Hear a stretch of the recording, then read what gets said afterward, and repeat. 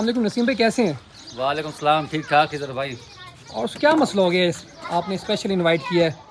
इधर भाई मेरे पास है 25,000 का बजट। अच्छा, मुझे चाहिए 25,000 में कोई गन मिल जाएगी एयर आपको? गन?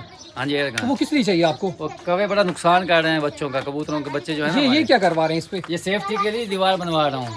पहले दीवार नहीं थी? पहले दीवार नहीं थी, ऐसे खुली दीवार थी, ये बिल्कुल खुला था ये। तो इसमें फिर क्या सीन मसला हो रहा था इसमें? कवे आके बच्चे उठा के चले जाते हैं इसमें।